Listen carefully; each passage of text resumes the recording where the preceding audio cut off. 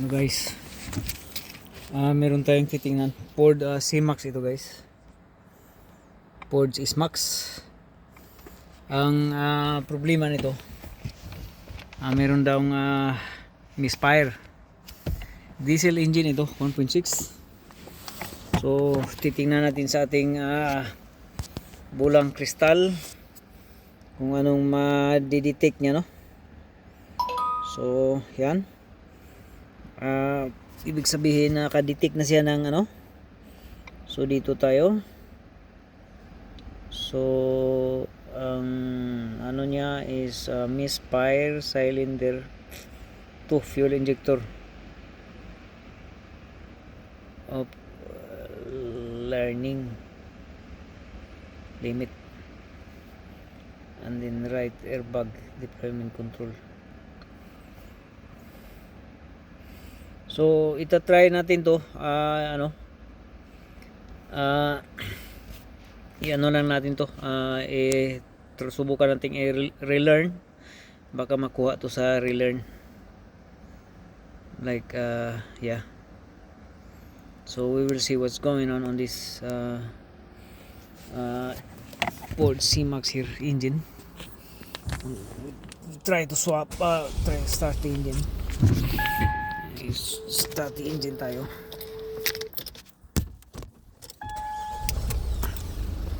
Okay, so engine start.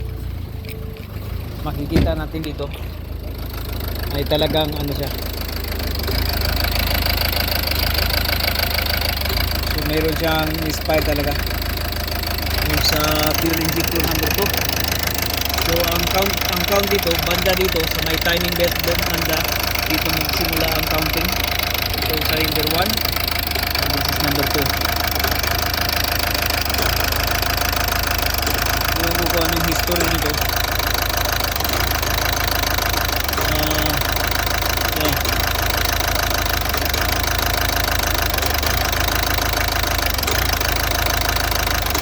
Looks like ano siya, no? Parang nasuksok siya.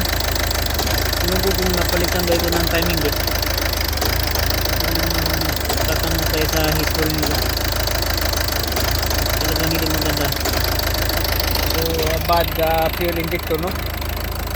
Ito po ang bad fuel injector, mga kaibigan. Nagano siya. So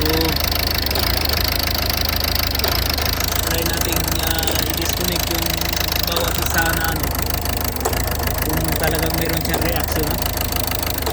Disconnect natin yung kanyang ano, wire dito kung magre-react siya.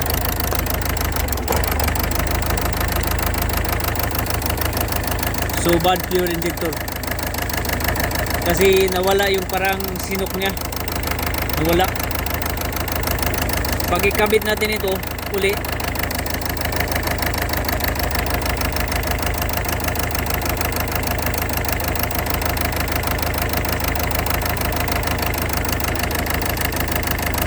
ayos. Try natin yung iba, yung injector number 3 naman natin kung may reaction.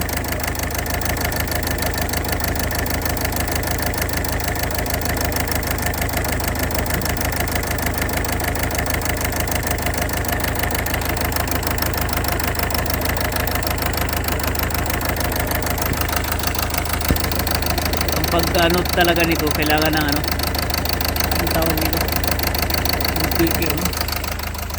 It's very hard with one hand. So nawala na, no? Wala na siya. Ano lang siya na loose ng connector, but the engine itself is good. So yan ang lumabas sa computer na ano, ang ano nila kagad is misfire. Dahil nag-misfire siya dahil yung kanyang fuel injector connector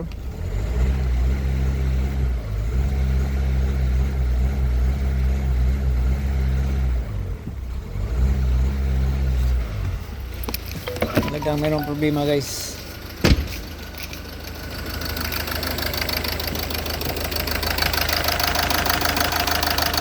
So number 2, injector number 2, talagang meron siyang problema. Kahit na ano, itatry natin na i-relearn yung kanyang ano, i-relearn natin yung kanyang system sa fuel injector.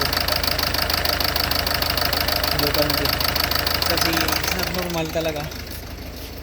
Pag tingin nyo dyan, normal lang, parang normal yung kanyang